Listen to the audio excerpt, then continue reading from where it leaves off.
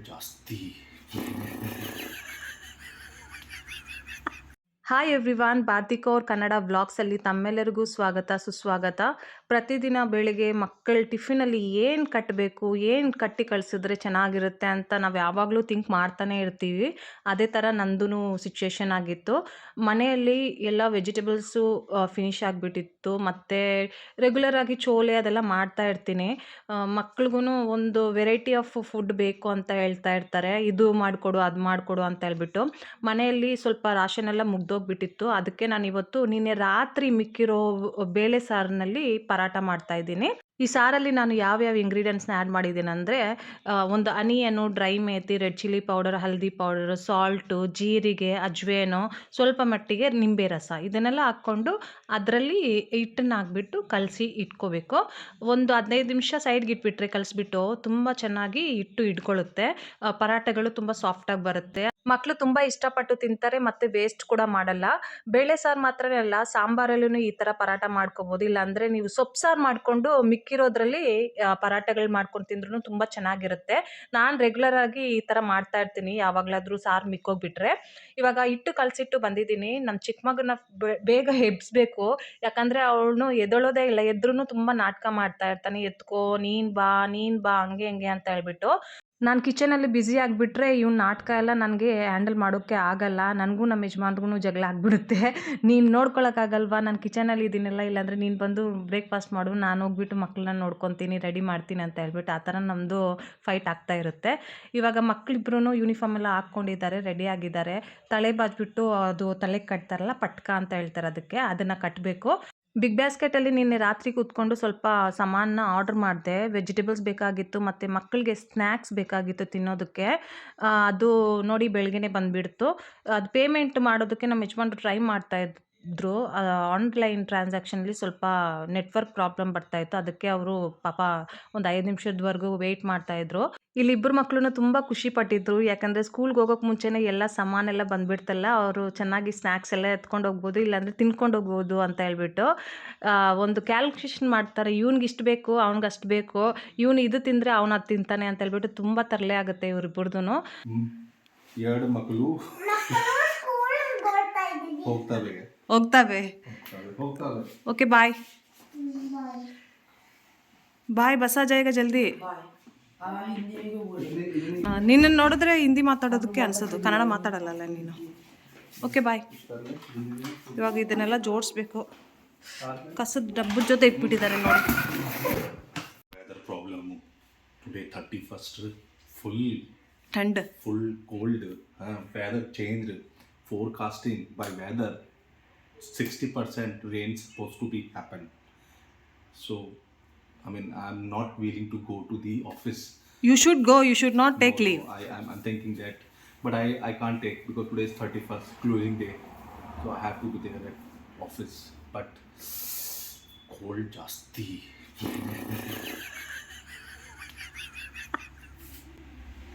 News ಚಾನಲ್ಗಳಲ್ಲೂ ಇದನ್ನು ತೋರಿಸ್ತಾ ಇದ್ದಾರೆ. ಎಲ್ಲ ಕಡೆಯೂ ತುಂಬ ಚಳಿ ಜಾಸ್ತಿ ಆಗಿಬಿಟ್ಟಿದೆ, ವಿಸಿಬಿಲಿಟಿನೂ ತುಂಬ ಕಡಿಮೆ ಆಗಿದೆ ಅಂತ ಹೇಳ್ಬಿಟ್ಟು. ನಮ್ಮ ಬೆಡ್ರೂಮಿನ ವಿಂಡೋಸು ಮತ್ತು ಲಿವಿಂಗ್ ರೂಮಲ್ಲಿರೋ ವಿಂಡೋಸಿನ ಮೇಲೆಲ್ಲ ಫಾಗ್ ಹಂಗೆ ಅಂಟ್ಕೊಂಡ್ಬಿಡುತ್ತೆ. ಇಲ್ಲಿ ನೋಡಿ, ನಾನು ಬರೆದು ತೋರಿಸ್ತಾ ಇದ್ದೀನಿ, ಏನು ಕಾಣಿಸಲ್ಲ. ವಿಂಡೋಯಿಂದ ಆಚೆ ಕಡೆ ನಾವೇನಾದರೂ ನೋಡಬೇಕಂದ್ರೆ ಏನೂ ಕಾಣಿಸಲ್ಲ. ಬಟ್ಟೆ ಇಲ್ಲಿ ಚೆನ್ನಾಗಿ ಒರೆಸ್ಬೇಕು, ಆವಾಗಲೇ ಕಾಣಿಸೋದು. ಡೈಲಿ ಮಾರ್ನಿಂಗ್ ಇದೇ ಥರ ಆಗುತ್ತೆ. ಈಗ ಯಜಮಾನ್ರು ಆಫೀಸ್ಗೆ ಹೋಗೋದಕ್ಕೆ ರೆಡಿ ಆಗ್ತಾ ಇದ್ದಾರೆ. ಅವ್ರಿಗೆ ಸ್ವಲ್ಪ ಲೆಮನ್ ರೈಸ್ ತಿನ್ನಬೇಕಂತ ಆಸೆ ಇತ್ತು, ಅದಕ್ಕೆ ಅವ್ರಿಗೋಸ್ಕರ ನಾನು ಲೆಮನ್ ರೈಸ್ ಮಾಡ್ತಾಯಿದ್ದೀನಿ. ತುಂಬ ದಿನ ಆಯಿತು ಈ ಲೆಮನ್ ರೈಸ್ ಎಲ್ಲ ತಿಂದುಬಿಟ್ಟು. ರೈಸ್ ಐಟಮ್ ಎಲ್ಲ ಇವಾಗ ಸ್ವಲ್ಪ ಕಡಿಮೆ ಮಾಡ್ಕೊಂಡ್ಬಿಟ್ಟೆ ನಾನು ಮಾಡೋದು.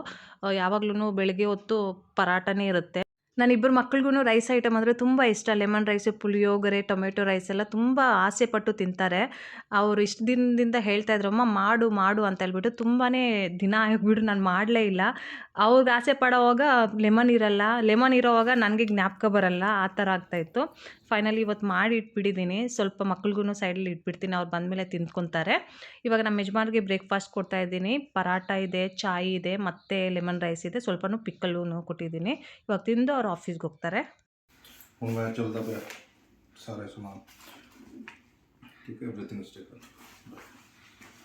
ಇದು ಕಲೆಕ್ಟ್ ಮಾಡ್ತಾ ಸರ್, ಇದು ಆಫೀಸ್ ಡಾಕ್ಯುಮೆಂಟ್ಸು. ಯಜಮಾನ್ರು ಆಫೀಸ್ಗೆ ಹೋದ್ಮೇಲೆ ಮನೆ ಕೆಲಸ ಎಲ್ಲ ಮಾಡಿ ಮುಗಿಸಿ ಸ್ನಾನ ಮಾಡಿ ಇವಾಗ ಪೂಜೆ ಮಾಡ್ಕೊತಾ ಇದ್ದೀನಿ. ಇಲ್ಲಿ ಹೂವು ಸಿಗೋದು ತುಂಬ ಕಷ್ಟ. ನಮ್ಮ ಸೌತ್ ಕಡೆ ಥರ ಇಲ್ಲೆಲ್ಲ ರೆಗ್ಯುಲರಾಗಿ ಸಿಗಲ್ಲ. ಇಲ್ಲಿ ಮನೆ ಹತ್ರ ಹೂವು ಮಾರೋರೆಲ್ಲ ಬರಲ್ಲ.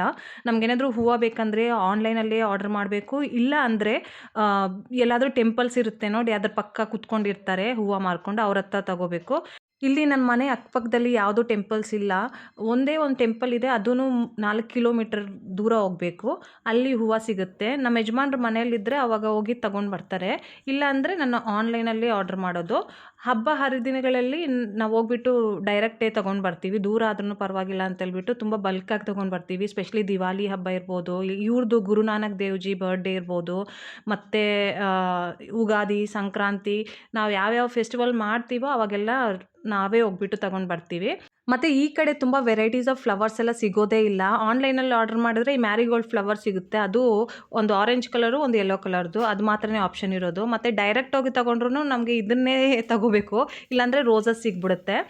ಸೌತ್ ಕಡೆ ಥರ ಈ ಕಡೆ ಎಲ್ಲ ವೆರೈಟೀಸ್ ಆಫ್ ಫ್ಲವರ್ ಸಿಗಲ್ಲ.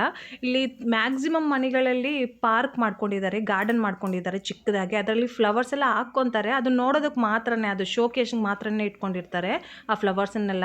ಅದನ್ನು ತೆಗೆದು ದೇವ್ರ ಮನೇಲೆಲ್ಲ ಇಡಲ್ಲ. ಅದು ಒಂಥರ ಬೇಜಾರಾಗುತ್ತೆ ನಮಗೆ. ನಮ್ಮ ಮನೆಗಳಲ್ಲಾದರೆ ಒಂದು ಫ್ಲವರ್ ಬಂದ್ರೂ ಗಾರ್ಡನ್ನಲ್ಲಿ ಅದನ್ನು ತೆಗೆದುಬಿಟ್ಟು ನಾವು ಪೂಜೆಗೆ ಅಂತ ಇಟ್ಬಿಡ್ತೀವಿ.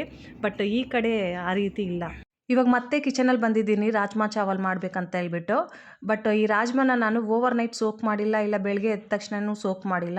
ವಿತೌಟ್ ಸೋಕಿಂಗ್ ನೆನೆಸ್ದಿರಾನೇ ಇನ್ಸ್ಟೆಂಟ್ ರಾಜ್ಮಾ ಮಾಡ್ತಾಯಿದ್ದೀನಿ. ನೀವು ಒಂದ್ಸಲ ಟ್ರೈ ಮಾಡಿ, ತುಂಬ ಚೆನ್ನಾಗಿ ಬರುತ್ತೆ. ಕೆಲವ್ರಿಗೆ ಗೊತ್ತೇ ಇಲ್ಲ ಇನ್ಸ್ಟೆಂಟ್ ರಾಜ್ಮಾ ಮಾಡ್ಬೋದು ಅಂತ ಹೇಳ್ಬಿಟ್ಟು. ಅದಕ್ಕೆ ನಾನು ನಿಮಗೆ ತಿಳಿಸ್ಕೊಡ್ತೀನಿ. ಎಷ್ಟು ಬೇಕೋ ಅಷ್ಟು ಕ್ವಾಂಟಿಟಿ ರಾಜ್ಮಾನ ತೊಗೊಂಡ್ಬಿಟ್ಟು ಚೆನ್ನಾಗಿ ತೊಳೆದು ಕುಕ್ಕರಲ್ಲಿ ಎಷ್ಟು ಬೇಕೋ ಅಷ್ಟು ನೀರು ಹಾಕ್ಬಿಟ್ಟು ಬೇಯಿಸೋದಕ್ಕೆ ಇಡಬೇಕು.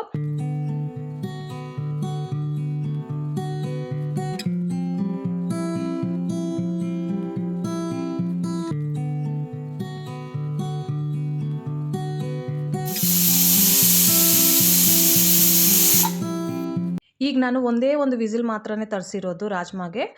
ಅದಾದ ನಂತರ ಕುಕ್ಕರ್ದು ಪ್ರೆಷರ್ ತೆಗೆದುಬಿಟ್ಟು ಆ ನೀರನ್ನು ಸೆಪ್ರೇಟ್ ಮಾಡ್ತಾಯಿದ್ದೀನಿ ರಾಜ್ಮಾದಿಂದ. ಈ ಬೇಯಿಸಿರೋ ನೀರನ್ನು ಬೇರೆ ಕಂಟೈನರಲ್ಲಿ ಸಪ್ರೇಟಾಗಿ ಇಟ್ಕೊಂಡು ಆಮೇಲೆ ಬೇಕಾದರೆ ಆ್ಯಡ್ ಮಾಡ್ಕೋಬೋದು.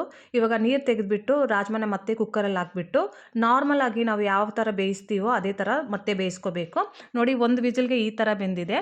ಇವಾಗ ನಾರ್ಮಲ್ ವಾಟರ್ ಆ್ಯಡ್ ಮಾಡಿಬಿಟ್ಟು ಎಷ್ಟು ಕ್ವಾಂಟಿಟಿ ಬೇಕೋ ಅಷ್ಟು ಸ್ವಲ್ಪ ಉಪ್ಪು ಹಾಕ್ಬಿಟ್ಟು ಆಮೇಲೆ ನಾರ್ಮಲಾಗಿ ಬೇಯಿಸ್ಕೊತೀವಿ. ಈ ಕುಕ್ಕರಲ್ಲಿ ನಾನು ಒಂದು 5 ಸೀಟಿ ಬರೋವರೆಗೂ ಬೇಯಿಸ್ಕೊತೀನಿ.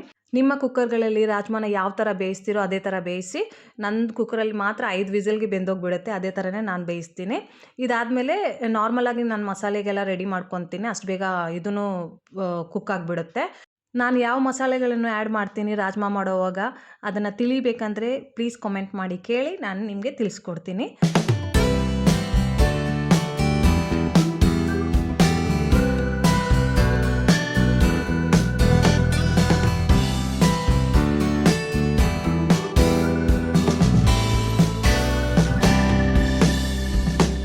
ಇಲ್ಲಿ ನೋಡಿ, ಇನ್ಸ್ಟೆಂಟ್ ರಾಜ್ಮಾ ಚೆನ್ನಾಗಿ ಕುಕ್ ಆಗಿದೆ. ಓವರ್ ನೈಟ್ ಸೋಕ್ ಮಾಡೋದು ಬೇಡ, ಇಲ್ಲಾಂದರೆ ಬೆಳಗ್ಗೆ ಎದ್ಬಿಟ್ಟು ಸೋಕ್ ಮಾಡೋದು ಬೇಡ. ಯಾವಾಗ ರಾಜ್ಮಾ ತಿನ್ಬೇಕು ಅನಿಸುತ್ತೋ ಆವಾಗ ಇನ್ಸ್ಟೆಂಟಾಗಿ ಮಾಡಿ ತಿನ್ನಿ.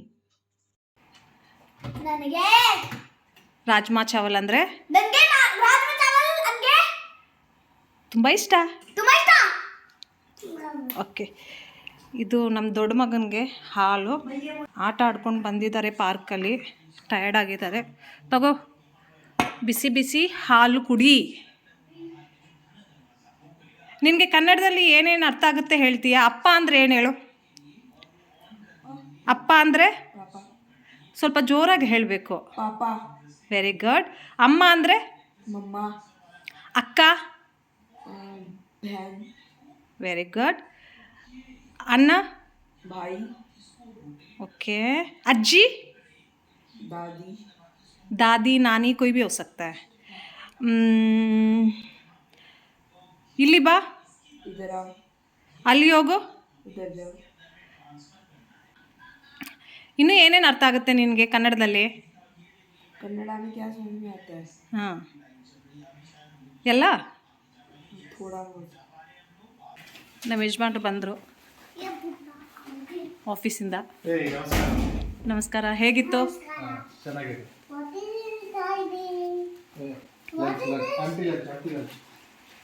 ಲಂಚ್ ಬಾಕ್ಸ್ ಇಸ್ ದೇರ್ ಬೇಟಾ? ಏನೂ ಇಲ್ಲ ಇದರಲ್ಲಿ, ತೋರಿಸು, ಕೊಡು ತೊಳೆಯೋದಕ್ಕಾಗುನ.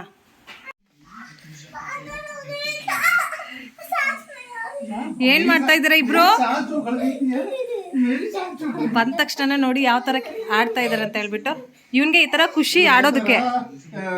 ನಾನು ನಿನ್ಗೆ ಪ್ರೀತಿ ಮಾಡ್ತಿಲ್ಲ ಮಾಡಲ್ಲ.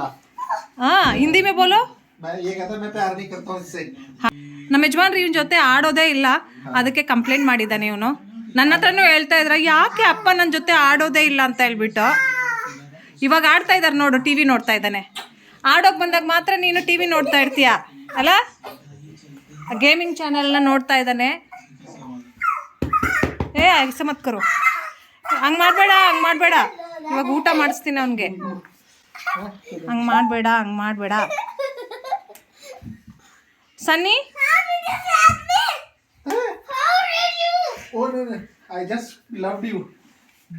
that is the way. Hey, no, not on stomach.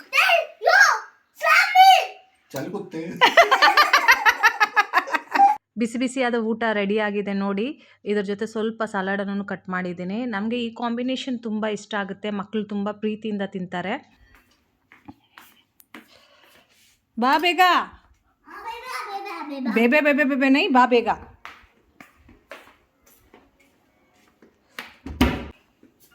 ನೀರಿನ ಬಾಟ್ಲ್ ಎತ್ಕೊಂಡೋಗ್ಬಿಟ್ರೆ ಇಟ್ಕೊಳ್ಳೋಣ, ಇಲ್ಲಾಂದರೆ ನೀರು ಮಧ್ಯದಲ್ಲಿ ಅಮ್ಮ ನೀರು ಕೊಡು ಅಂತ ಹೇಳ್ತಾ ಇರ್ತಾನೆ. ಏನು ಮಾಡ್ತಿರ್ತೀಯ?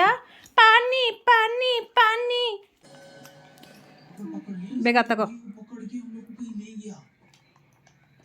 ಹೇಗಿದೆ ಟೇಸ್ಟು? ಹೇಗಿದೆ? ಬಾಯ್ ಬಿಟ್ಟು ಹೇಳಪ್ಪ. ಚೆನ್ನಾಗಿದಾ? Okay, done.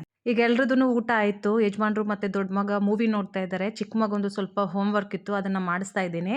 ಇವತ್ತಿಗೆ ಈ ವ್ಲಾಗ್ನ ಇಲ್ಲೇ ಎಂಡ್ ಮಾಡ್ತಾ ಇದ್ದೀನಿ. ನಿಮಗೆ ಈ ವ್ಲಾಗ್ ಇಷ್ಟ ಆಗಿದ್ದರೆ ಪ್ಲೀಸ್ ಲೈಕ್ ಮಾಡಿ, ನಮ್ಮ ಚಾನಲನ್ನು ಸಬ್ಸ್ಕ್ರೈಬ್ ಮಾಡಿ ಪ್ಲೀಸ್.